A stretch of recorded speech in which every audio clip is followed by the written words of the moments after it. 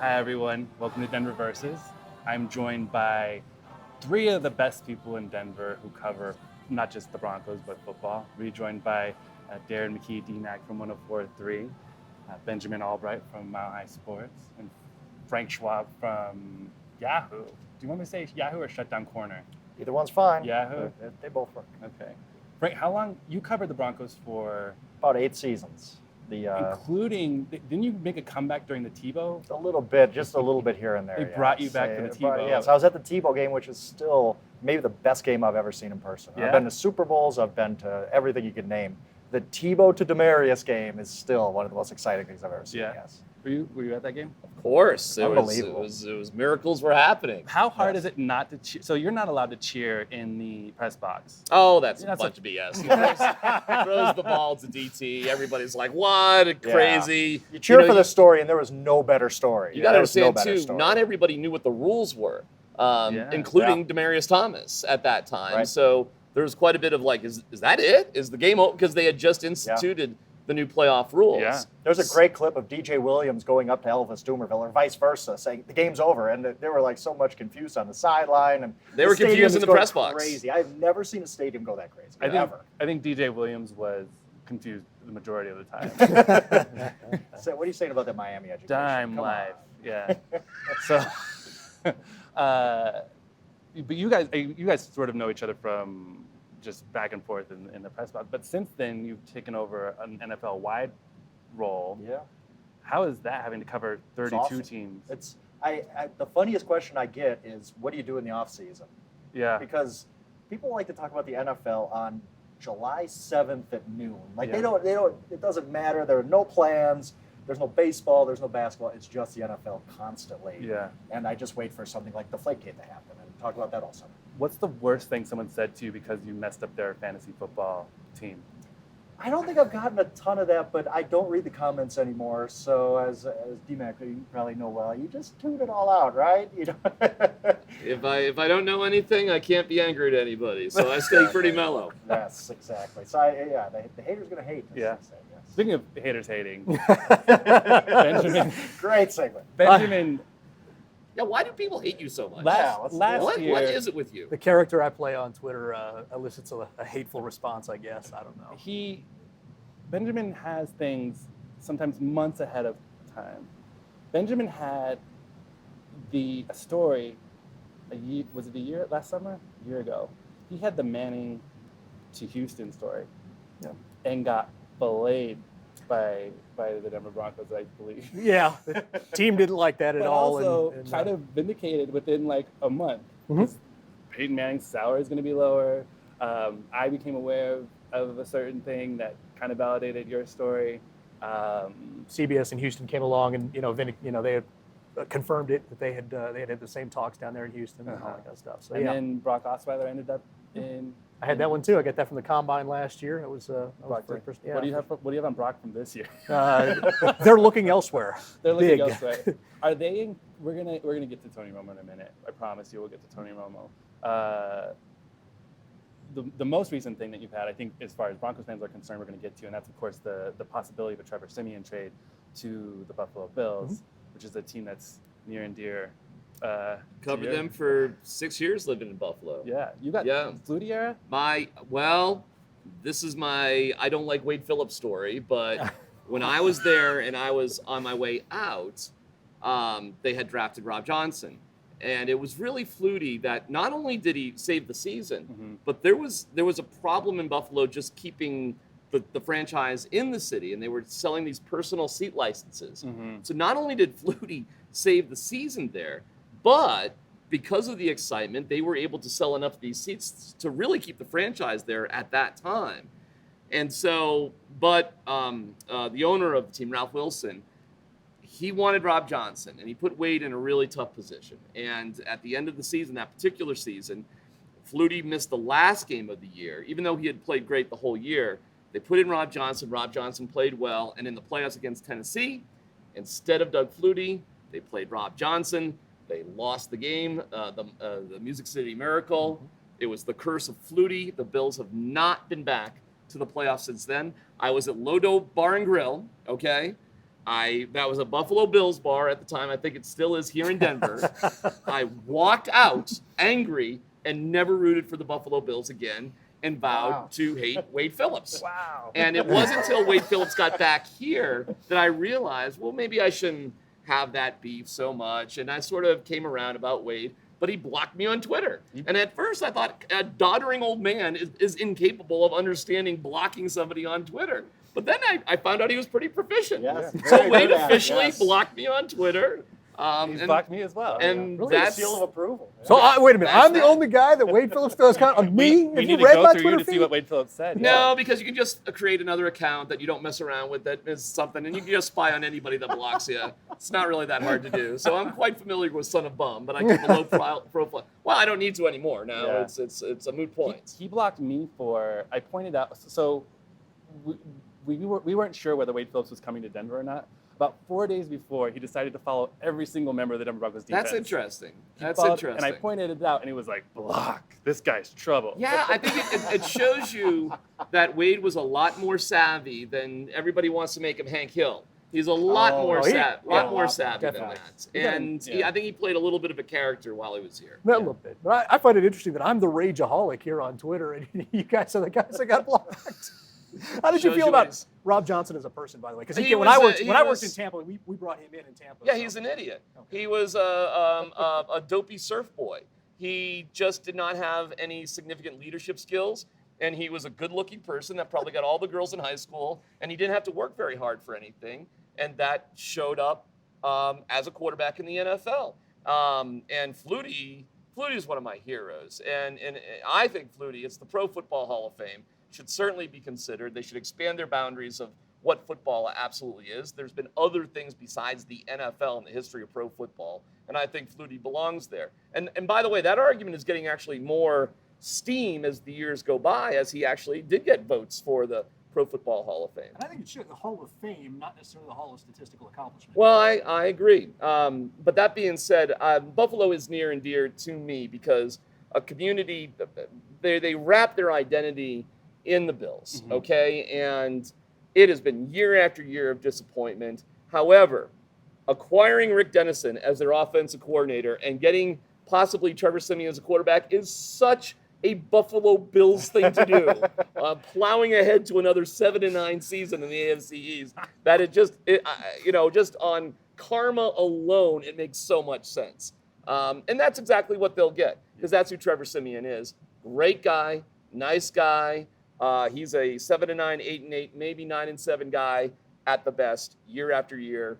Mark my words. Well, That's what you'll get. With Rick Dennison, the sky's the limit, really. In terms of what?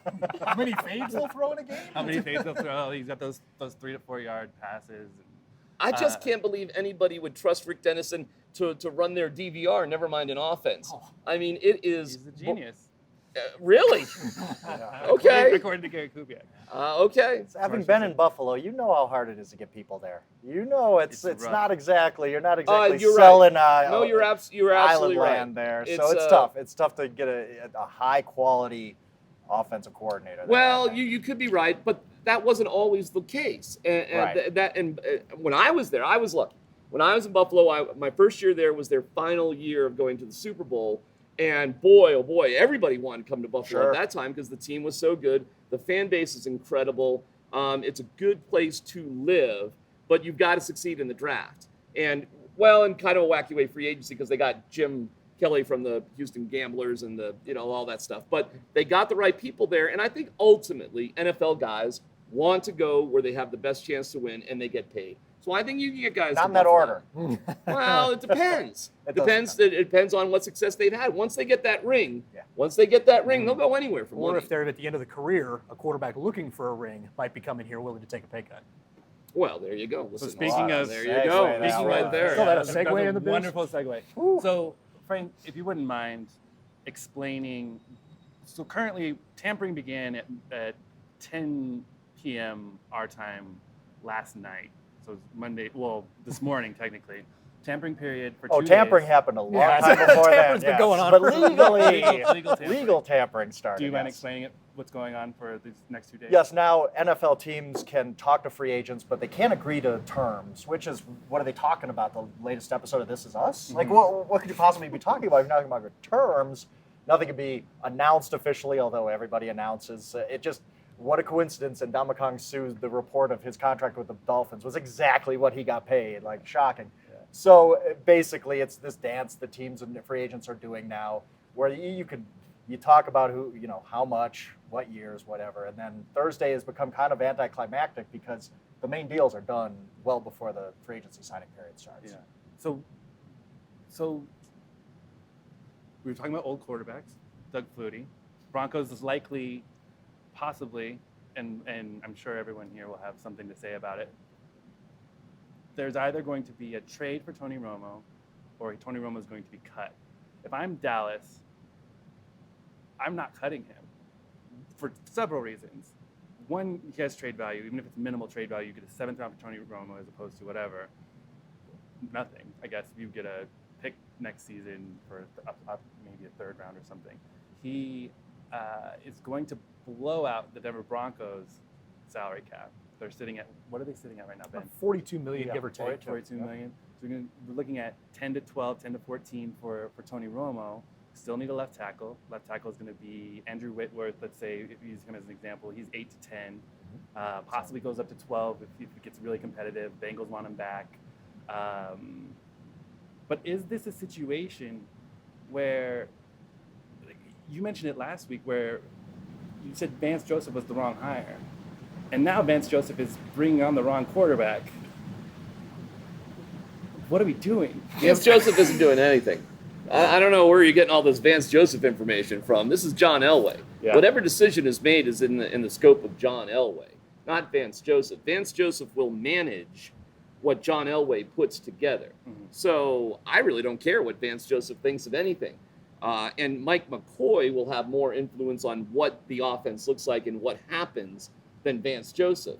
Vance Joseph, and I do think the wrong hire. Listen, Vance Joseph, I think, is with the Broncos to stop all the BS that's going inside of that locker room between the offense and the defense and all this crap that happened that took a Super Bowl winning team out of the playoffs. And you know what? That's an important job.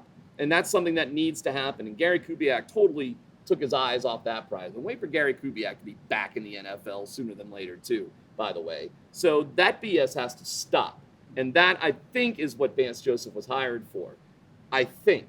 So whatever decisions are made will be more in a John Elway manner than anything else, in my opinion. So Tony Romo fits in beautifully to the John Elway model of things. Do you think John Elway likes the draft? I mean, the draft is hard, period. I mean, it's heavy lifting. And forget it. Free agency is such a smoother, easier way to go. Mm-hmm. You take care of free agency, you're at happy hour. You know, it's no big deal. You're in the draft. You're burning the midnight oil. It's really difficult. So this sets up well. And in terms of writing off Paxton Lynch as a bust, you get Tony Romo here. Who cares who sits behind him for the next couple of years? It really doesn't matter. But if you leave Trevor Siemian here, here's the biggest nightmare, fellas. If you leave Trevor Siemian here, Paxton Lynch and Tony Romo, wait till Trevor Siemian is the best quarterback in camp. Wait till you see that happen. Oh, he will be. He's great in practice. That is Nobody's right. hitting him. He's not going to deal with any blitzes. Yeah. Trevor Siemian will look better. I guarantee you he'll look better than Paxton Lynch. That's a no-brainer. But there's a good shot he'll look better than Tony Romo. Trevor Siemian wasn't supposed to beat out Zach Dysert. Are you kidding me? Right. I mean, this guy is an overachiever. So, Buffalo, San Francisco, wherever it might be, you don't want to take the risk if you're John Elway, in my opinion. Make it a clear path. Send a message. Vance Joseph at the Combine already said Mike McCoy's going to have to develop 2 different offenses for Siemian and Paxton. Who wants that? Forget that. Clear the road. Let's be done with it, and let's get it done. It's going to be Tony Romo. Paxton Lynch can rot on the bench as far as you're concerned, because there'll be another Paxton Lynch in 2 or 3 years, and there'll be another Tony Romo in 2 or 3 years, too. There's always the revolving door of free agency. You had the story. Benjamin had the story.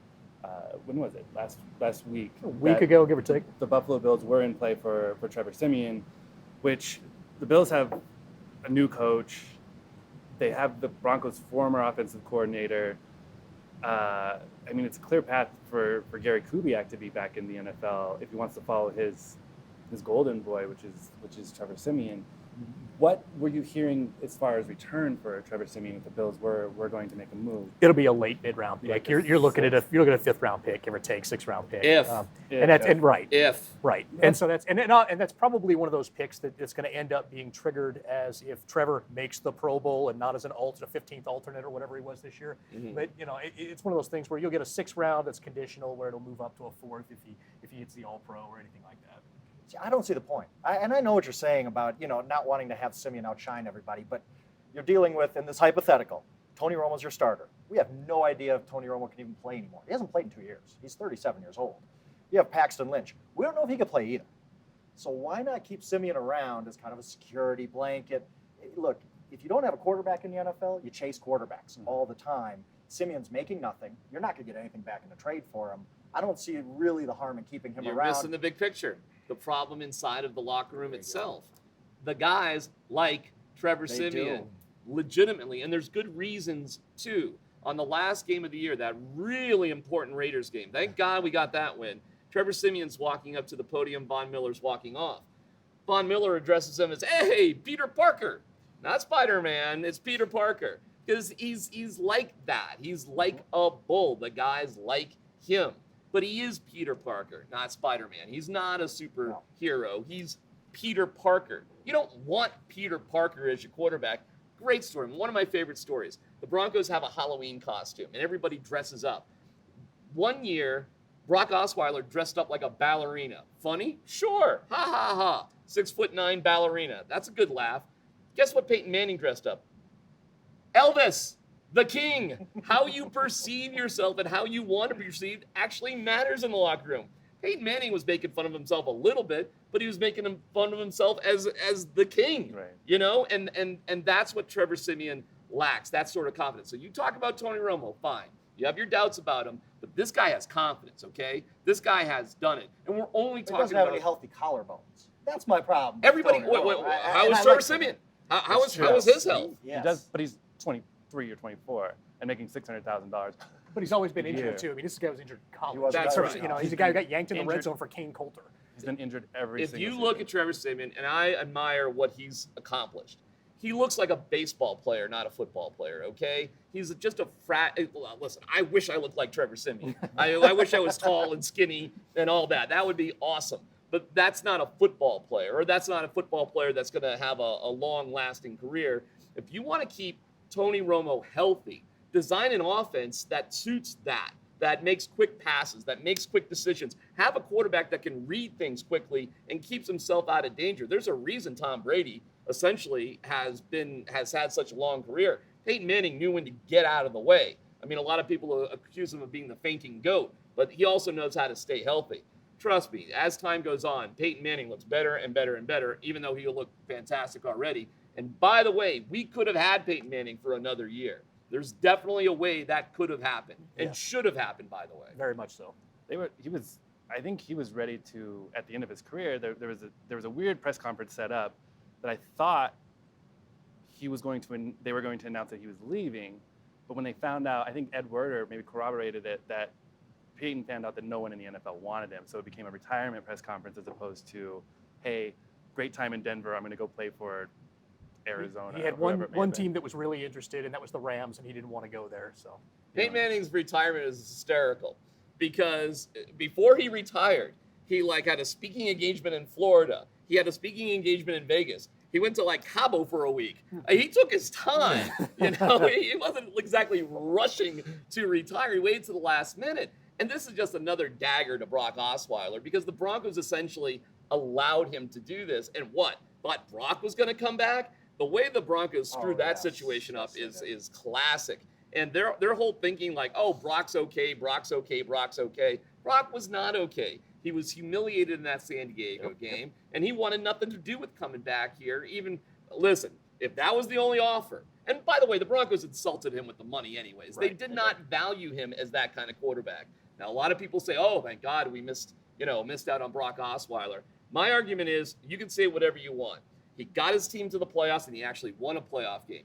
But they hate him in Houston. I mean, I was down at the Super Bowl. I could not believe how much they hate Brock Osweiler. So you're right. They probably are moving on because they didn't really have a choice, did they? Because the owner kind of shoved Brock onto him. The owner and the general manager want Brock Osweiler. The head coach does not, Right. and that's the schism down there. Bill O'Brien never wanted, and Rick Smith always wanted Brock. They wanted Brock Osweiler in the draft, and the Broncos took him before they could get him. They tried after the Peyton deal. They tried to work a deal for Brock Osweiler. That fell through, Right. and so they've been trying to get him. And then they got him, and he just flamed out, and it's just a bad situation. Tony The Romo only makes a problem lot of is- sense. The only problem with moving on from Brock Osweiler is, okay, who? Well, Who are you going to get? Tony Romo is maybe who there. Tony That's Romo makes the sense, but competition for Tony Romo. I I'll tell don't you know right if you can now. go to Bob McNair and say, hey, remember that guy who told you to spend $18 million on last year? Yeah, he's going to be our backup. We're going to have to spend another $14 million on a starter. Is that cool with everybody? Like, it's a that's tough spot That's for them, a tough for conversation if you want to keep your job. And you know because what's then all of a sudden Rick Smith is on the hot. Here's the seat irony. At that point. Houston probably was even a better spot for Peyton Manning than Denver. It probably was for a lot of reasons. And it might be a better spot for Tony Romo. So, Could be, yeah. but the crazy thing is Houston blew off Peyton Manning. And guess who the head coach of the Houston Texans was then? Gary Kubiak.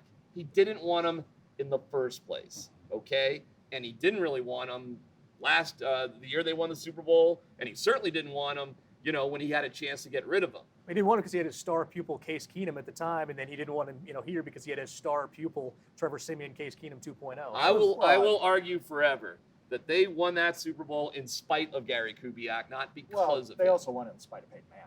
Let's Well, be honest. Let's not revise history. The Peyton Manning of 2015 was not Peyton Manning. He was the worst quarterback in the NFL. He was basically 2016 Ryan Fitzpatrick. Well, he was hurt, and he was in a system. Boy, I would make the argument if you had hired Adam Gase as your head coach, you would have seen a different offense, an offense that would have been much more suited to his skills. I He wouldn't agree have with to reinvent everything. I saw a day at camp where Peyton Manning was practicing like ghost handoffs. He was trying to get the foot, like he was back off the side of the field, and he's actually trying to figure out the footwork and handwork to do a handoff from under center. I mean, he was practicing that, okay? That's ridiculous. That wasn't him just trying to refine his skills. That was trying to him to develop a skill that he just didn't have. I'll agree with you in terms of he lost a certain amount of his, physical abilities, that stuff. I agree with you, okay? So I'm not arguing that. I'm just saying, had Gase been the coach, they would have worked around it and got to a better offense that more suited what he had. And he certainly would have been back the next year, too. And Gase, I know for a fact, believes in Peyton Manning and thought that his physical abilities were just fine to even play another year. Well, that's the thing. The Gary Kubiak offense is all fade, shallow out, which requires arm strength to get the ball to the receiver. Because if you're throwing shallow out, you got to go to the wide hash to get the ball out. Whereas Peyton Manning's used to quick slant post, in breaking routes where you just have to put the ball on the line and let your receiver go get it. So the offense did him a disservice on top of it to begin with, and then you got a coach that wants his star pupil in there, Trevor. So it was just a bad situation. They did him wrong. My favorite player from the Super Bowl year is James Casey. Do you remember James Casey? Do you remember tight end him? fullback James Fifth string Casey. tight end Right. fullback, Now, yeah. why would he stand out to me? Because That's what I'm asking. Yes. he was the definitive difference in what the offense was supposed to be. Mm-hmm. And you got to see what happened in camp that year. James Casey was with the ones every single play. He was like an H-back, fullback, that sort of guy. Because that was going to be Peyton Manning under center. That was going to be the big difference, that this offense was going to center around a player, not James necessarily himself, but a player like him. It just happened to be James Casey. James Casey was cut after week 2. That's when they gave up on that system. That's when they realized this ain't going to work. Oh, was it And just James Casey? Casey hit the skids. Well, just kidding. They brought in Joe Don Duncan, too, out of Dixie State. Well, they gave him a fan shot. favorite. Joe Don Duncan was going to be, We had, so By the way, what state is Dixie State in? I know. Ian? wouldn't it have to be Tennessee? Utah. Utah. But he, by the way, is Wow, now that's he's now the upsetting. wide receivers coach at Dixie State. Well, Is good he? for him. I'm sure they're very proud. So we had done a thing where we looked at the snaps under center for Peyton. You guys remember that season? The first 6 games, Broncos went 6-0, capped it off with a win over the undefeated Green Bay Packers, in which Peyton Manning turned in his best game of by the year. far. By far. He took like 3 snaps under center that game. Right. They let Peyton run his offense for one time, and it was the best game of the season for him. It's corroborating a lot of what you're saying about Gary Kubiak. It was so bad when they were 4-0. I actually asked Gary Kubiak if he thought about mixing in Brock Osweiler, and you think you're hated. Holy cow. People were calling me an idiot left and right. They're undefeated. But you got to remember at 4-0 how bad things actually were for this offense. And it was actually a very legitimate question based on what was going on. Well, you had last-second wins over Baltimore. You know, you had the Chiefs. If it hadn't been for the Jamal Charles fumble, they could have very easily been 2-2 or even 1-3 at that point. So there was legitimate gripes with the offense. The 2000, nobody wants to hear this, but the 2015 Broncos were one of the luckiest champions. Oh, it's one of the greatest. They were. You know what the record was in games decided by less than a touchdown? Yeah, like 11-0 or something. 11-2. I think it was 11-2. Well, they won 11 games. Yes, they won 11 games. 7 or less points. They won 11 Right, games. yes, 11 But games. you know, That's to me, unbelievable. I understand what you're saying about luck, but I would also You need luck. Everybody needs luck. I would say Patriots the got luck. argument that they were also tough. They were mentally tough. They were Very much strong. so. They were resilient. They didn't give up, that sort of thing, too. And I would say, and this is coming from talking to players on that team, there was just something about Peyton Manning that gave them belief in those moments. And that's a wacky intangible, but I've grown to believe it over the years that there's something about this guy that actually does make a difference. But what happened in the Cincy game? What happened in the New England game? Did they believe in Peyton Manning when Brock Osweiler was leading those comebacks? I think that the Broncos win a Super Bowl with Brock Osweiler. I do too. I actually think he was a better option. I felt like the defense galvanized at that point. They said, we don't have Peyton in here. They Now were we so have good. to step up. Because Peyton's always been that guy. And who was the guy on defense that sort of was the Peyton Manning sort of figure? It was DeMarcus Ware and Aqib Talib, of all people. Yeah. No, well, it's the strange thing about Aqib. Well, let me start on DeMarcus real quick. A lot of people probably have written him off for a lot of the same reasons they might have written off Peyton Manning, because his skills have diminished over time with his injuries. That is legit, but I would make the argument, before you just cut DeMarcus Ware loose, just keep in mind the meaning and how significant Peyton Manning was. So I'm not going to break the bank on DeMarcus Ware, but I would like to see him back, knowing he'd be a part-time player, because his presence means something. When Elvis Dumervil, remember Faxgate? I mean, that ridiculous situation. When Elvis Dumervil, we lost him over the stupidest reasons, and Elvis has to blame that. If I'm Elvis and that is all contingent on me signing something, I'm at the Starbucks at Arapahoe in Peoria where I could just easily drive up to. I mean, I think that's important to be at. But remember, when Elvis left, Vaughn went off the wheels. I mean, he was, reenacting, friggin' the Hangover 4 or something. I mean, he fell apart because there was a lack of leadership there at that time. His biggest influence was DJ Williams. See, everything circles around to DJ Williams. So where you go in the locker room actually does matter when games are decided by 7 or less points. When the line between winning a championship and missing the playoffs is wafer thin. And so that year, Vaughn, there was a sideline thing in the playoffs where Vaughn says, "Let's go get the ball back." He means, like, we're the offense now. I'm the defense. The defense is the offense. Let's go get the ball back. Let's go score. He's talking about let's go score as the defense, and I felt like that's what carried them throughout the playoffs, obviously, but also starting in the New England game, the Brock Osweiler game. Brock Osweiler didn't win that game. There was a fumble on a punt. No quarterback ever wins it. Yeah, Quarterback wins C.J. Anderson hit the hole. Jamie Collins came out for like 3 plays. C.J. Anderson hit the hole that Jamie Collins was formerly filling, and the Broncos ran up the sideline. There was like 3 plays that kind of decided that game, and it was really just inventiveness and a defense feeling like they legitimately hate Tom Brady. Well, they galvanized. When I used to play, we had defense. All Allbrights coming in. The defense knew they had to get sharp because we weren't going to score a lot of points. That's when I was back there quarterback. So I've seen this phenomenon before, and so it's one of those things where defense they recognize, okay, we have a deficiency of talent, or we're not having the ability to put up this many points. We have to be better, and it's a mindset that champions have and championship defenses have, and we saw that on display during that season. The lack of leadership on the offense last year was sad. And listen, I say Demaryius Thomas, you're not drinking and driving. If you want to stand on a bar and take your shirt off and go crazy, super. But would Peyton Manning do that? Probably not. Emmanuel Sanders, you want to take your shirt off and wear chains and take pictures near your Maserati or whatever, while allegations of your behavior with your ex-wife are flying all over the place? Sure, super. What do I care? That's your personal life. But you know what, fellas? Character to a certain degree matters. When you hear of players in tears at the Marriott in Santa Clara, when DeMarcus Ware and Peyton Manning were speaking, who is that guy for the Broncos? And I don't know if it's Tony Romo or not, but I would sure like to bet on a character like him standing up to give that sort of speech and galvanizing the troops more so than Trevor Siemian or Paxton Lynch. So yes, it's not the ideal situation. Yes, he hasn't been the healthiest person in the world, but guess what he gets when he walks in that locker room?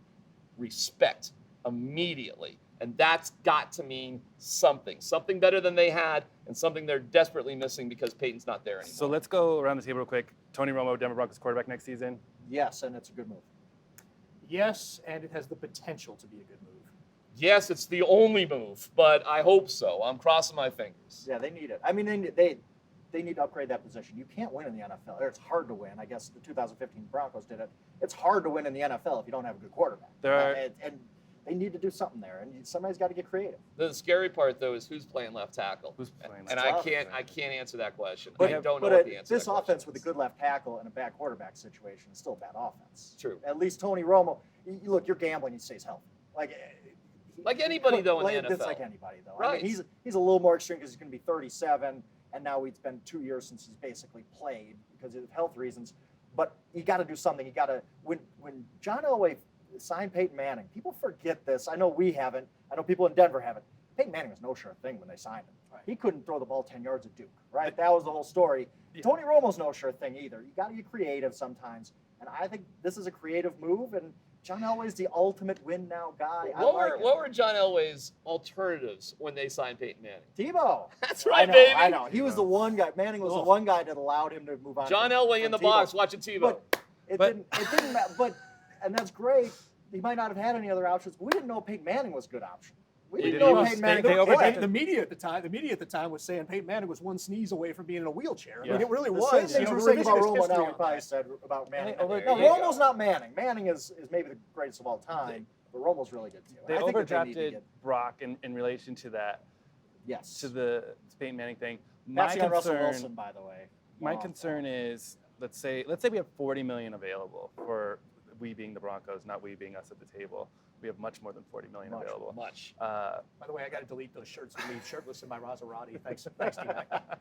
So, signing Tony Romo, you're looking at $12 million. 1/4 of your available money is gone. You have 2 RFAs that you're in on $2 million. You got Todd Davis and Brandon McManus in $2 million and on. You have ERFAs on earned right free agents on Matt Paradis. There's a list. There's like 8 of them. And you also lost $8 million on your draft class too. You got to remember you subtract that from your total free agent money because you're going to lose about $8 million in You draft got $8 class. million. We have no left tackle. We have no right tackle. The thing about left tackles is they're Well, super duper expensive. Right tackle, we kind of We got a right tackle. Broncos have 9 right now. It's not- tackles. Ricky Wagner's going to make a bazillion We dollars. have Right Donald tackle's not Stevenson. even- I They know. have Donald Stevenson, Tyson Brilo, Michael Schofield, all play right tackle. All can play right tackle or left tackle. We haven't seen Define Sambrilo. can. Well, Sambrilo had a rough game. Sambrilo's the reason I blame Sambrilo, and I think he's a great person. I blame him for the reason people think Paxton Lynch is not good. Because against Atlanta, he gave up 5 sacks. He gave up 5 sacks on Paxton Lynch, and what's the kind of knock on Paxton Lynch is he held the ball too long. He didn't hold the ball too long. He held the ball. There were only 7 players in the NFL who held the ball for less time than him. Yeah, you but know who so held the ball for a long time was Trevor Siemian, who held the ball longer than 32 other quarterbacks in the NFL last season. There you go. So There's a good stat. So there are offensive line issues, but really what we needed to talk about was the fact that Trevor Siemian wasn't getting the ball off quick enough, and that's the difference between Peyton Manning in 2015 and Trevor Siemian in 2016. That's exactly it. A great quarterback makes a good offense. A mediocre offensive line look good. Peyton Manning had Tony Hugo as his left tackle once. There you Tony go. Hugo couldn't block a junior high banner from breaking over his face. It was terrible. But great quarterbacks get rid of the football and make their offensive linemen look better, and that's what it is. Tyson Brilo coming into the league, the knock on him was always functional upper body strength. He's got the quicks to be a tackle. Don't put him inside at guard. That's The problem ridiculous. with Ty, you're right about that, but his injuries are such that he can't get stronger, and that I feel bad for him because it's just one injury after another. He's trying to overcompensate. Sadly, the time may have come and gone on Tyson Brilo. It's not that he's a bad guy or anything like that, but when you have that injury, you can't lift. You can't lift. You can't get stronger. You can't develop all that sort of stuff. And he's just sadly, caught behind the 8 ball consistently. I don't know if he even makes the team, to be quite honest with you. The real nuclear situation is that your starting left tackle is Michael Schofield. And right. I mean, think about that. However, don't forget, too, the Broncos need to figure out, listen, I like Matt Paradis, and I think he's a tough dude. And this is another guy who should never have been playing that Raiders game, by the way. And I do not believe that whole cliche is the injury can't get worse. How do you know? I mean, that's just lacks common sense. Siemian should have been playing. Paradis shouldn't have been playing. And they're all going to say, I want to play. And you had one of the most selfish moves of all time by Gary Kubiak and that ignoramus coaching staff that he had when they were obviously having the mutiny against the USS John Elway that particular game because winning was so important, which is idiotic, top to bottom. You violated your promises. You put yourself in a bad draft position by winning the stupid game, and you jeopardize the health of players you supposedly care about. What a bunch of BS. You cared about yourself, and that was it. Right. That game, to me, just stands out so much as just everything you shouldn't do in terms of a coaching staff or an organization, and look what the steps have been to correct it. So you never know with the existing offensive lineman and the quarterback. You never know. You might be better than you actually think. Offensive linemen tend to gel the longer they play together too and get Yeah. better blocking each other. But the point, all of that was that whole scenario at the end of the year was all an ego-driven thing to say I was right about Trevor Siemian Right. after the disastrous game that he'd had the previous week. Right. Because that's not the taste he wanted to leave in people's mouth on Siemian. He wanted to say I was right on him and get in against the Raiders, the worst defense in the league, by the way, last year in yards per play, 32nd league, worse than the Browns. Wow. Okay. So we're gonna get asked, and you guys are gonna get asked probably 20 times over the next 3 days. There are running backs that are available that I'm sure there are a lot of fans that would like to see in Denver. The likelihood of them coming to Denver is highly unlikely. Adrian Peterson, Jamal Charles, currently available. What are you hearing on Adrian Peterson, Frank? Well, there's not much of a market for these guys because, Adrian Peterson specifically, he's older, and last year he was banged up, and usually that doesn't turn around. You don't drive out of that skid. Once you're old and getting banged up, it doesn't turn around. But Adrian Peterson did win a rushing title in 2015. Well, I got the greatest stat. The greatest stat I read about Adrian Peterson and why he ain't coming here. 95% of Adrian Peterson's handoffs, runs, were with the quarterback under center. Right. Yeah, that's why I won't go to the 95%. Giants. That is a stunning. Yeah, that's why the number. Giants are out of play too Right. for him because they just don't run that offense. But I think that the market completely dies for these guys, especially Charles. I don't see Peterson being a fit, but maybe Charles if The at some Chiefs were point- better without him. Well, Yes, he's that's not true. coming here anyway. He's going to sign with Philadelphia and go with his old offensive coordinator, Doug Peterson, Probably. over there. Adrian Peterson's probably going to wind up in Tampa Bay. They're going to waive Doug Martin. They've got the avoidable contract because of the drug suspension, so they can get rid of his contract. He's probably going to sign there. So Doug Martin would be an interesting because that's someone that the Broncos missed on. He They- was drafted. you're right. You drafted You're him. right. That I should have been. It should have been Doug Martin, not Ronnie Hillman. the To go problem back in the time. problem is, do you bring a guy who has known drug problems to Denver? And I don't think running back is Denver's problem. C.J. Anderson, if he's healthy, is fine. I don't think that's not. Listen, I you guys- don't think that's on the list. And of their guys, you're priorities. circling around it, so we just CJ should say it. Your first pick in the draft is Christian McCaffrey. He just takes care of all those situations. It is embarrassing. We had Jordan Norwood taking back punts despite how great he did in the Super Bowl. But that was a joke. And then Khalif Raymond's your backup. Stop. Yeah. Stop. Draft Christian. Take care of so many intangibles and so many elements. He's such a unique athlete in the right sort of situation. And this definitely sounds like a homer.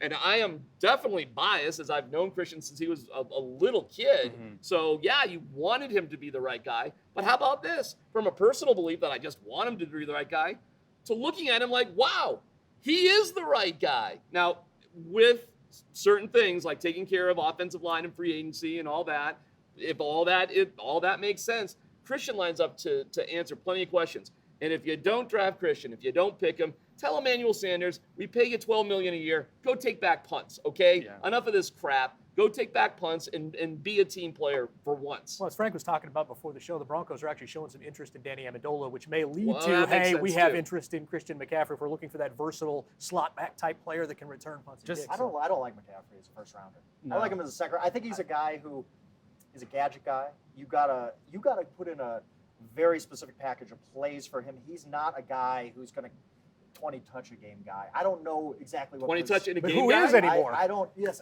Well, I I mean, don't he's going see to touch that. the ball I 5-7 times at punt return. He's going to touch the ball 3 or 4 times on kickoff. He's going to touch the ball, 4 or 5 times if you throw him the ball, and you're going to hand it off to him 5 times.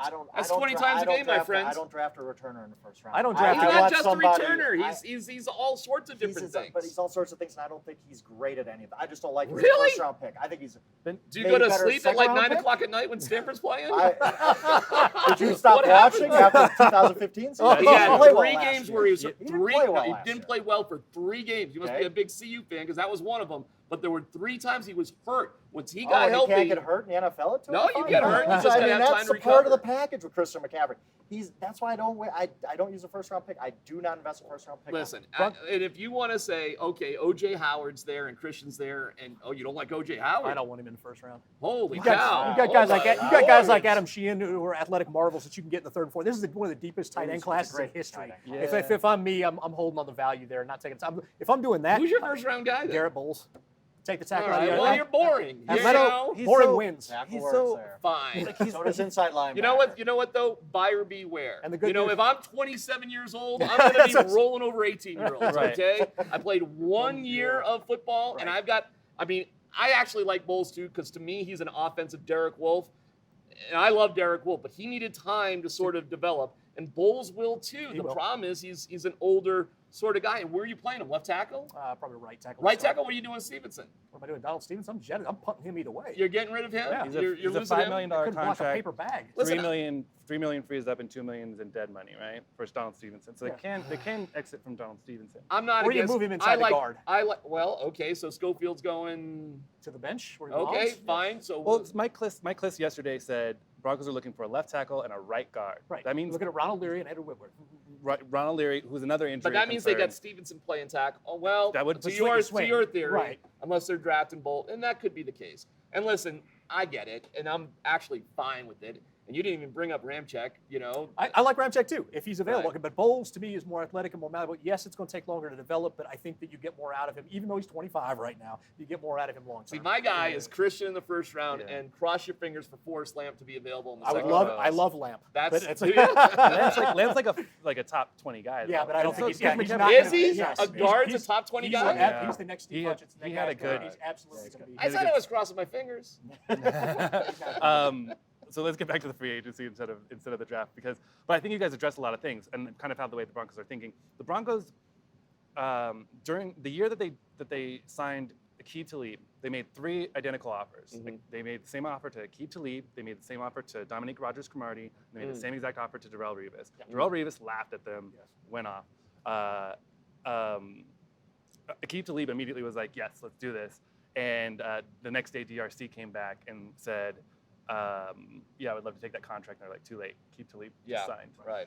So you couldn't Worked have out gone wrong. well. I think that might be the same exact thing that they're going to do this year with left tackle because you have Andrew Whitworth, who may or may not re-sign with the Bengals. At this point, probably going to test free agency. He's been an All-Pro. He's 35. 35. And he's another one of these guys like Romo who's looking for legacy. He's at the end of his career and wants that ring and knows he's not getting it in Cincy. Unlike Romo, he's been an All-Pro for the last 3 seasons. Right. So he's not injured. He's not an injury concern. He's playing at possibly the best part of his career as he goes into 36, 37, 38. If he doesn't end up signing, Russell Okung, we heard John Elway say at the scouting combine that Russell Okung's still in play. I think they're just going to make the same offer to 3 people, and then whoever takes it with the possibility that Joe Thomas could also be traded for.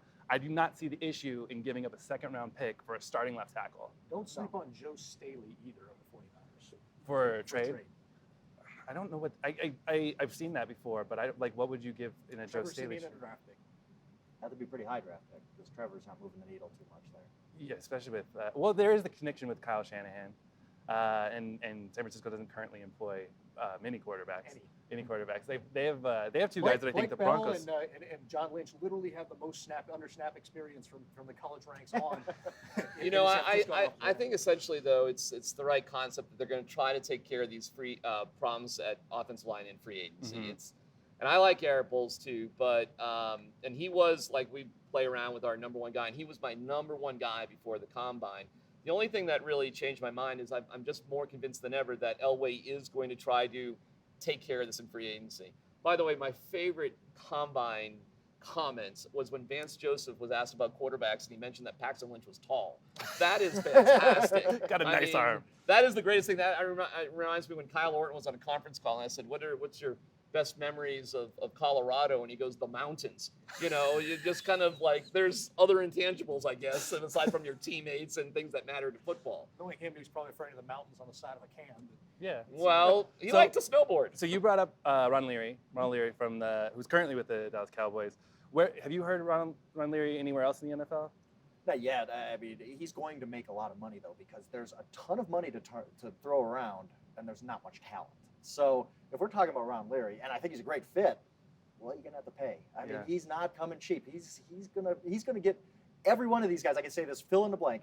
Blank will make more money than you expect him to make. Absolutely. I think that what Elway's is leveraging here, though, is the opportunity to play for a championship caliber team that those teams with the money may not give you. You know, New England's not going to go out and get Ronald Leary, even though they cut Vollmer. They're not going out and get Leary. That kind of. So if you they got want the cap room for it, they though. do. But this is he's trying to use that model. Here, you want to play for a championship? Come here to Denver. You're going to take a haircut, but I'll get you a ring. You know, kind of thing. And so that's what he's trying to leverage. Whether it's floating the rumor, and believe me, they've all been floating it that they'll take Tony Romo at $12 million. Whether it's Andrew Whitworth, they'll take him at $8 million, and they'll take Ronald Leary at $8 million. They'll take those guys at that price tag. That eats up your free agent cap. You still got enough to sign your rookies. They'll do it. It's just a question of will the players do it. The other guy in play at right guard is Green Bay Packers' T.J. Lang. T.J. Lang right now is, or at least Cecil Lammey from Darren. Where is Cecil from? He's from all over the place, but he's on the fan, yes. He had at the combine that the Vikings and the Broncos were in play. I don't know how legitimate the Broncos are in play for T.J. Lang. It makes sense that he would be a guy that they would be interested in, especially if they're going after Ron Leary. And I don't know anybody else as far as linemen that have been closely associated with the Broncos on offense.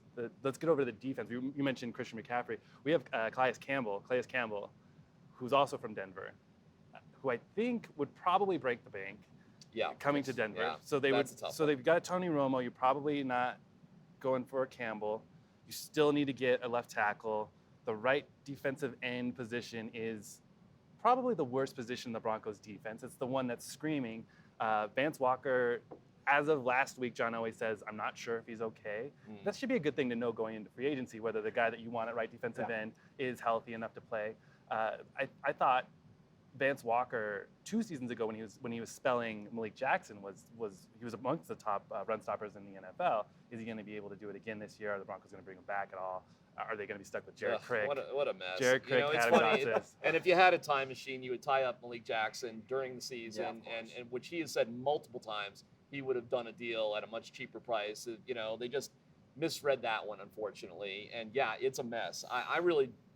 I'm not sure where they're going to go, and you would have to break the bank, maybe justifiably, for Calais Campbell. I'm not even sure he's a fit. He's more of a 43 end to me than what they really want here, which is that hybrid end tackle, that 3-5 tech that's going to sit down there and as an end, but really you're just a glorified tackle and what they're going to be running here. I don't know that he's a fit, and for the money that you're going to spend to get him, I don't know that that's his best fit. But you look at a guy like Chris Baker, maybe. Right, that's what I say. That's one, and Earl Mitchell, who they already went after. Do you remember Chris Baker with the Broncos? I do remember. Do you have a Chris Baker story? My favorite Chris Baker story is he couldn't run around the field because Josh McDaniels used to punish guys that screwed up. It's like high school, to make them do laps around the field. And Chris Baker literally could not run a consecutive lap around the field. That's how bad a shape he was in. But to his credit, he's been in the NFL since then and done great. He'd be a great fit. But again, we're going to get the free agency, and the sticker shock is going to be real. You think, we can get Chris Baker at this price, and then it's going to be 1.5 times that. You're going to say, well, that's the thing. They already tried to lowball Earl Mitchell, and they missed out on him by 20%. That's right. Thank God. Well, I'm just saying, but they've already tipped their hand into what they're trying to do. Plus, you're going to need a nose tackle because they're not keeping Sly. He's gone. And then I totally agree with you that Elway does try to play this, hey, you want to come win, come to Denver. Yeah. I don't know that works when this much money is in play. We're talking about everybody has cap room. $35 million this year is the middle of the road. You know what would help?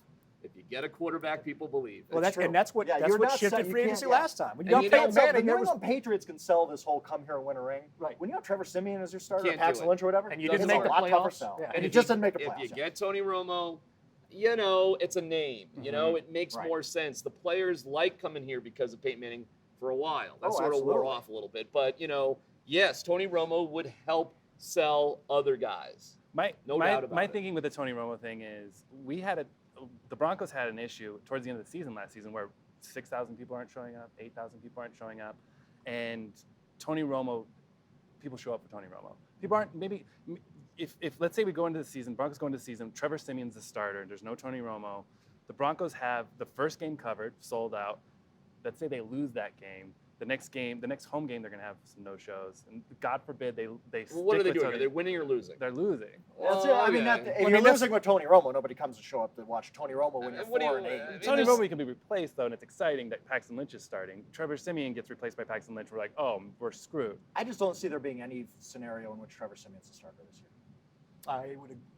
I see It's either gonna a be scenario, Paxton or Romo. scenario, and it's cold failure across the board. It's not good. Yeah. I think, Darren, I think you brought it up, possibly. Maybe I'm projecting onto If you, it but was good, I did. pointing out that, look, let's say Tony Romo comes. Yeah.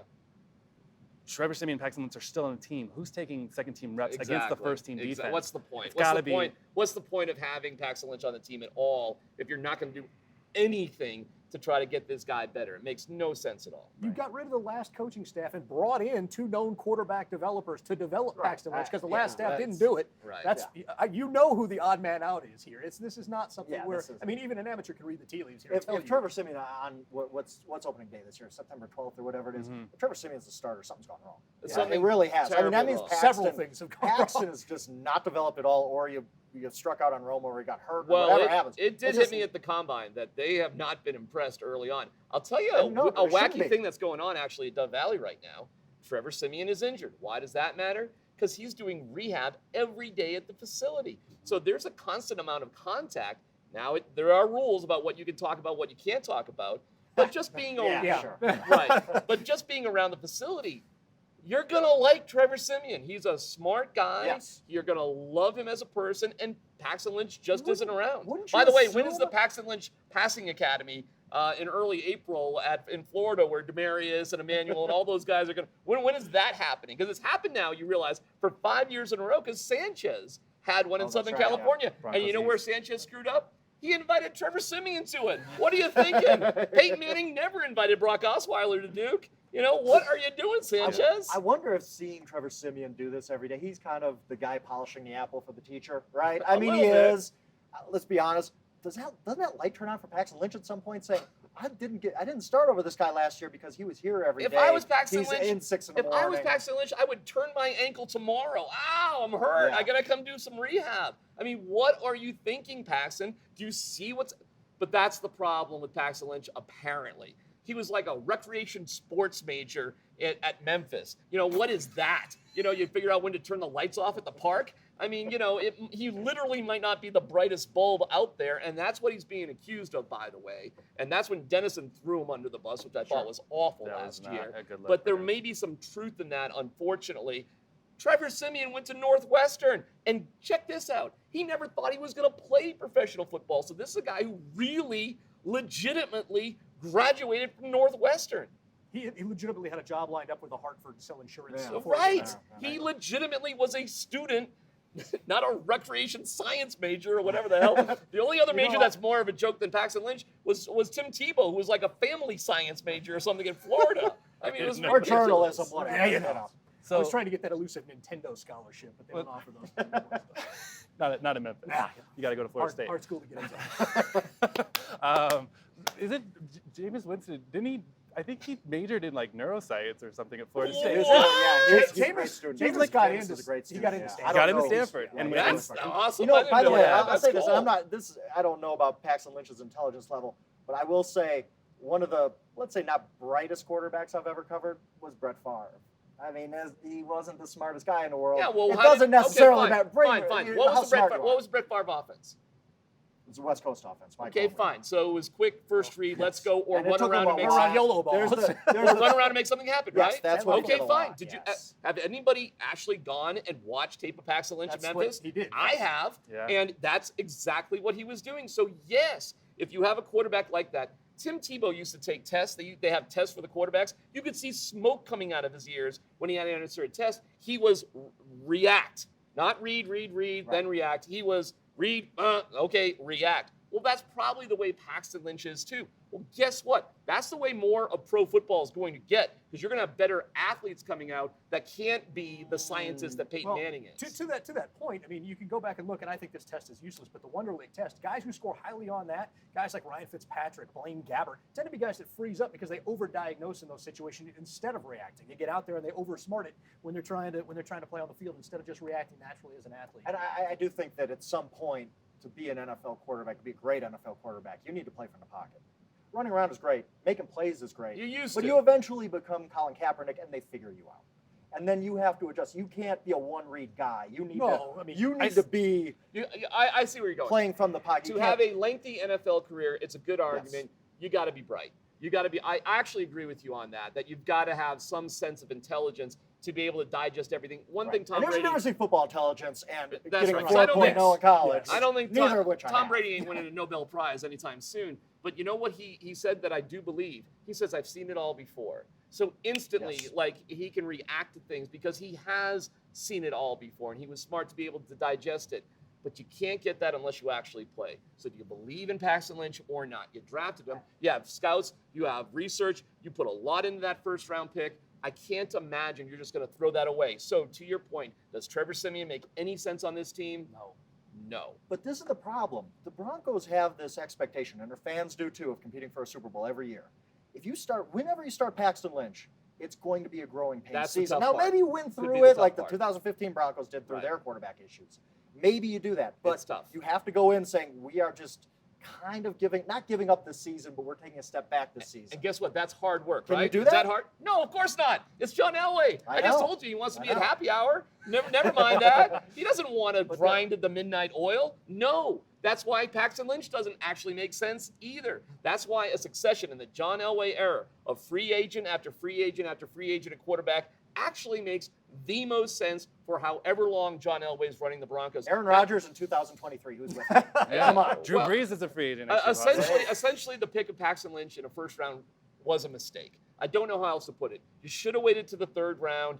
And wow, it would have been Dak Prescott, maybe. Yeah. That was who they had number 2. Could have been Dak Cody in the Kessler. second. Well, Yeah, okay, fine. They had Dak Prescott as the number 2 quarterback available on their board when Paxton Lynch was taken. It was just simply a mistake. The Broncos should never take a first-round quarterback unless, sadly, they are a top 5 pick. You just take the pressure off, look at free agents, and try to develop quarterbacks later. For example, in my opinion, and I know he was a bad boy and he get invited to the combine, but I'd draft Chad Kelly this year if the Broncos were available. Don't do it. Don't do it. Well, I disagree with you on that one. That's what I would do. And I would keep drafting a quarterback in the 4th or 5th round every single year. You might find the Jets are trying. How's that working out for them? We've actually seen them do that, though. If you look, they took Brock Osweiler, then Zach Dysert. Everybody forgets they drafted him as a developmental guy. Yeah. You know, you had Trevor Siemian, another late flyer. Now, granted, that was Kubiak and not John. They should have drafted another quarterback last year when they drafted Paxton. RG3. Yeah, exactly. Which, by the way, they got ridiculed for in Washington, but look how smart that. They should have done that. They could have done that last year. Let's get back to free agency real quick. so we got tackles. We talked about the right guard. We've talked about quarterback. We've talked about the possibility of bringing in running backs. Doesn't seem like they're going to do that. There's some wide receivers available. Terrell Pryor, Deshaun Jackson. Probably go to Tampa. Probably go to Tampa. Tampa sounds like they're getting everybody. Getting a few. They're in cap room for. They're in play for Campbell as well, I think. Calais? Yeah, they'll be in play for everybody because people want to come play for Jameis Winston, as we talked about. They've got about $68 million. Well, they care about neuroscience. They do care. People care. When I saw that fonted in over in the ESPN, I was like, "There's no way he's a neuroscience major." Like someone's just joking. Like someone typed it in and was like, "Oh, that shouldn't have gone live," and it did. It was completely legitimate. So we got talking about the right defensive end position, nose tackle. Broncos don't have a nose tackle. There's no nose tackle on the team. Dontari Poe is going to command an estimated $12 to $14 million per year. He's going to get bank more so than Campbell, or he is probably the guy on defense. I don't see you follow the Chiefs pretty closely. He's not coming back to Kansas City. Not coming back to Kansas City. He's got some injury. He's got some injury history stuff here as well. So I don't know if he's the guy you want if you're the Denver Broncos, because how many guys used to have a bad back that are big guys. They're just bad back period. Yeah. So if I'm the Broncos, I'm looking down that next tier right behind there. Brandon Williams, nose tackle out of Baltimore. That's the guy I'm looking at. You're saving $3 to $4 million over what you pay Poe. You get a guy in there who's probably going to have the same, if not a better level of play when all's said and done. And and then you can use that money to go out there and get the aforementioned Whitworth, Leary, Romo, and you still have that extra play. You know what's funny about the Broncos, and you just should know, I guess, how they operate, is Michael Sullivan is their cap guy, and he, in my opinion, is brilliant. And nobody really knows about him, but I think he's done a good job, and that's why they probably went so hard in the Vaughn negotiation, because they have, and I do like this. They set a plan They figure out what it is, and then they get the guys to fit into that plan. And they take a hard line with it. And I think it's benefited them, and it's a smart way to operate.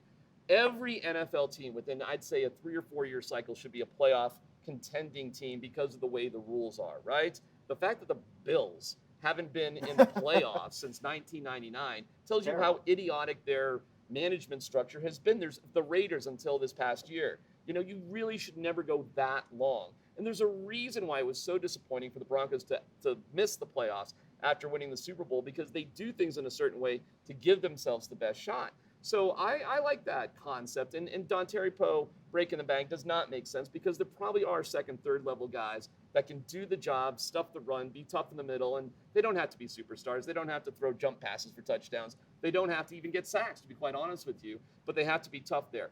Why they gave up on Sylvester Williams, a first-round draft pick, by the way, that's kind of a deep question. He was an older guy, too, by the way, coming out of the draft. Be careful of Garrett Bowles. He was an older guy coming out as well. I'm with D-Mac and Al, I think, on grabbing guys who are a little bit older. It's weird to watch a 24-year-old take on a 20-year-old, and it's just completely different once you get to the NFL. And then you're developing a lineman over 3 years, really. And we saw it with Schofield. Schofield got better last season.